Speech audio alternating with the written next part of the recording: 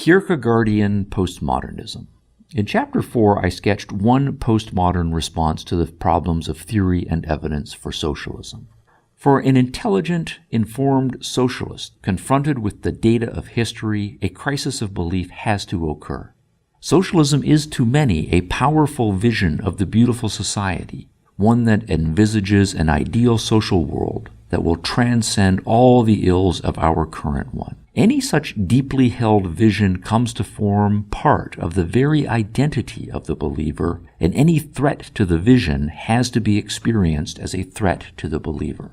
From the historical experience of other visions that have run into crises of theory and evidence, we know that there can be a powerful temptation to block out theoretical and evidentiary problems and simply to will oneself into continuing to believe. Religion, for example, has provided many such instances. Quote, 10,000 difficulties, wrote Cardinal Newman, do not make one doubt, unquote. Fyodor Dostoevsky made the point more starkly in a letter to a woman benefactor. Quote, if anyone had written to me that the truth was outside of Christ, I would rather remain with Christ than with the truth, unquote. We also know from historical experience that sophisticated epistemological strategies can be developed precisely for the purpose of attacking the reason and logic that have caused problems for the vision.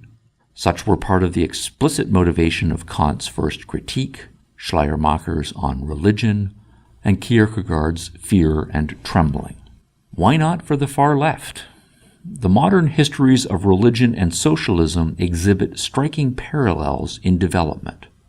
Both religion and socialism started with a comprehensive vision that they believed to be true but not based on reason. Various prophets, Rousseau. Both visions were then challenged by visions based on rational epistemologies. Early naturalist critics of religion, early liberal critics of socialism. Both religion and socialism responded by saying that they could satisfy the criteria of reason, natural theology, scientific socialism. Both religion and socialism then ran into serious problems of logic and evidence. Hume's attack on natural theology, Mises and Hayek's attacks on socialist calculation. Both then responded in turn by attacking reality and reason, Kant and Kierkegaard, the postmodernists. By the end of the 18th century, religious thinkers had available to them Kant's sophisticated epistemology. Kant told them that reason was cut off from reality, and so many abandoned natural theology and gratefully used his epistemology to defend religion. By the middle of the 20th century, left thinkers had available to them sophisticated theories of epistemology and language that told them that truth is impossible, that evidence is theory-laden, that empirical evidence never adds up to proof, that logical proof is merely theoretical, that reason is artificial and dehumanizing, and that one's feelings and passions are better guides than reason. The prevailing skeptical and irrationalist epistemologies in academic philosophy thus provided the left with a new strategy for responding to its crisis. Any attack on socialism in any form could be brushed aside, and the desire to believe in it reaffirmed. Those who adopted this strategy could always tell themselves that they were simply functioning as Kuhn said the scientists themselves function, by bracketing the anomalies, setting them aside, and then going with their feelings. On this hypothesis, then, postmodernism is a symptom of the far left's crisis of faith.